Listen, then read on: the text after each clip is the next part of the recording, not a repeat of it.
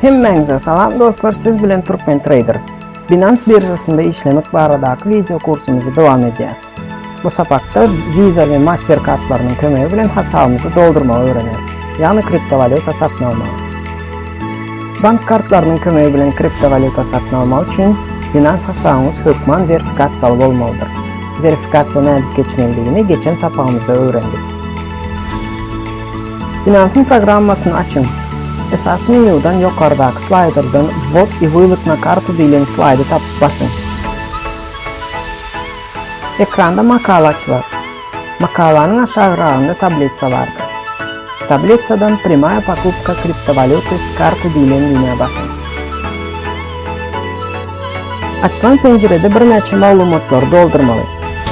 Birlik belirtilen görkezlen yerde haysi valyutada pul salacaktığınızı yazın. İkilik belirtilen görkezlen yerde haysi kriptovalyutanı satın alacaktığınızı yazın. Biz stablecoin almağı maslahat veriyoruz. Üçlük belirtilen görkezlen yerde neçe meçberde pul salacaktığınızı yazın. Dörtlük belirtilen görkezlen yerde hazırki bahada size neçe meçberde kriptovalyuta verilecektir yazılar. Beşlik belirtilen görkezlen yerde sizin kartınızın malumatları yazılar. Eğer de ön pul salan olsanız. Eğer de ön pul salmadık olsanız şol duruşuna dur versin. Ondan sonra Kupit düğmeye basın. Şimdi bolsa bank kartımız baradaki malumatları yazmalıyız. Bank kartı sizin özünüze değiştirip olmalıdır. Yani kartın yüzündeki ad familya sizin verifikasiya geçendeki yazan ad familyanız bilen dengelmelidir. Bank kartınızın numarini, qutarayan senesini ve arka yüzündeki kodu yazın. Binance'ın Android için niyetlenen programmasında neyim üçündür kartın mühletini yazıp bulunur. Eğer sizde de şeyle boyan olsa, seneni başka bir yere yazın, kopyalavaz edip alın ve direkt sitayet edin. Hem malumat yazandan sonra daire düğmeye basın.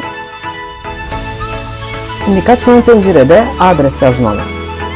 Yani bank kartınızı alan altınız ne ekili salı yazan olsanız şu yerde hem şol salığını yazın.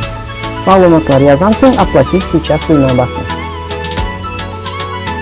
Bir neçe malumatlar yazıyançak alayan kriptovalyutamızın bahası ütkiyattır. Yalnızca $200 veriyen deyip durdu, indi 197 oldu. Eğer ekrandaki malumatlardan razı olsanız подтвердить düğmeye basın. Transaksiyanı hakikatten siz edenlerinizi tasdiklamak için kod soradı. O kod telefonunuza SMS görünüşte ya da bankınızın programmasına gelir.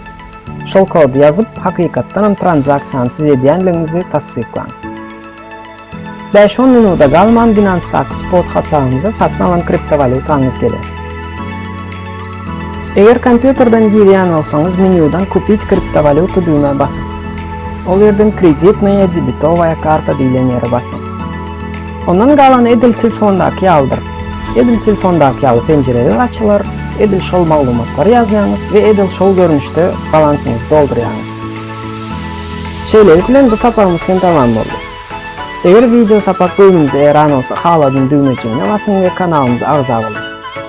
Şimdiki çıkan videolardan haberli olmak için can-cağıza basın. Eğer dostlarınız hem kriptovalyutalar bilen kızıklayan olsalar onlar bilen paylaşın. Koyular hem bilsinler. Videonun aşağında sosyal uygulamalardaki hesaplarınızı belirleyin. Onlara hem ağza olmayı unutmayın. Hazırlıkça hoş geldiniz.